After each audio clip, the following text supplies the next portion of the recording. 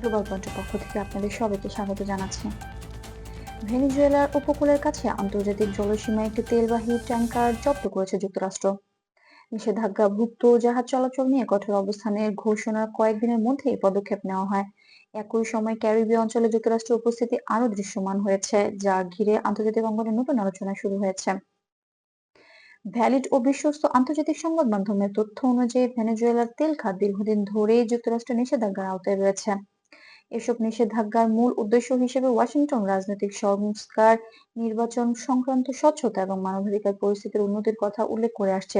তবে ভেনেজুয়েলা সরকার বলছে এসব পদক্ষেপ তাদের অর্থনীতির উপর সরাসরি প্রভাব ফেলছে এবং তেল রপ্তানি কার্যক্রম আরো জটিল হয়ে উঠছে।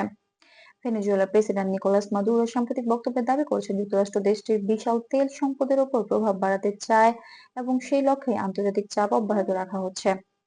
তার ভাষায় এ ধরনের পদক্ষেপ ভেনেজুয়েলার অভ্যন্তরীণ বিষয়ে হস্তক্ষেপের সামিল। পাল্টা অভিযোগ হিসেবে তিনি যুক্তরাষ্ট্রের বিরুদ্ধে সরকার পরিবর্তনের চেষ্টা চালানোর কথা উল্লেখ করেছেন। অন্যদিকে যুক্তরাষ্ট্রের পক্ষ থেকে স্পষ্টভাবে জানানো হয়েছে ভেনেজুয়েলার তেল সম্পদের নিয়ন্ত্রণ নেওয়ার কোনো আনুষ্ঠানিক উদ্দেশ্য তাদের নেই। ওয়াশিংটনের বক্তব্য অনুযায়ী তারা আন্তর্জাতিক আইন ও বিদ্যমান নিষেধাজ্ঞা কাঠামোর মধ্যেই কাজ করছে।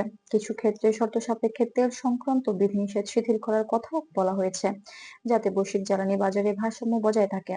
বিশ্লেষকদের মতে 2024 এবং 2025 সালে এসে বিশ্বজুড়ে জ্বালানি বাজারে পরিবর্তিত বাস্তবতা ভেনেজুয়েলার তেলকে আবার আলোচনার কেন্দ্রে নিয়ে এসেছে। ইউক্রেন সংকটের পর জ্বালানি সরবরাহ নিয়ে আন্তর্জাতিক উদ্বেগ বাড়ায় ভেনেজুয়েলার ভূমিকা নতুন করে বিবেচনায় আসে। তবে এই প্রক্রিয়াকে পুরোপুরি সম্পদ নিয়ন্ত্রণের উদ্যোগ বলা ঠিক হবে না, বরং এটিকে রাজনৈতিক ও অর্থনৈতিক সমন্বয়ের অংশ হিসেবে দেখছেন অনেকে। এদিকে জাতিসংঘ পরিস্থিতি নিয়ে উদ্বেগ প্রকাশ করেছে এবং সব পক্ষকে সংযম দেখানোর আহ্বান জানিয়েছে। সংস্থাটির মতে আন্তর্জাতিক জলসীমা ও বাণিজ্যিক জাহাজ চলাচল সংক্রান্ত যে কোনো বিষয় আন্তর্জাতিক আইন মেনেই সমাধান হওয়া উচিত। একই সঙ্গে চলমান জটিল পরিস্থিতি কমাতে কূটনৈতিক সংলাপের উপর গুরুত্ব দেওয়া হয়েছে। সব মিলিয়ে ভেনেজুয়েলা ও যুক্তরাষ্ট্রের সম্পর্ক কেন্দ্র তেল খাত থাকলেও বিষয়টি শুধু সম্পদের মধ্যেই সীমাবদ্ধ নয়, এর সঙ্গে জড়িত রয়েছে আঞ্চলিক রাজনীতি, আন্তর্জাতিক বাজার এবং কূটনৈতিক সমীকরণ। আগামী দিনে এই সম্পর্ক কোন দিকে এগোবে সেটি এখন আন্তর্জাতিক পর্যবেক্ষকদের নজরে। এই ছিল আজকের প্রতিবেদন। এমন আরো আন্তর্জাতিক গুরুত্বপূর্ণ সংবাদ ও বিশ্লেষণ পেতে গ্লোবাল পয়েন্টের সঙ্গেই থাকুন। ভিডিওটি ভালো লাগলে লাইক দিন, আপনার মতামত শেয়ার করুন এবং নিয়মিত আপডেট পেতে আমাদের চ্যানেলটি সাবস্ক্রাইব করতে ভুলবেন না। ধন্যবাদ।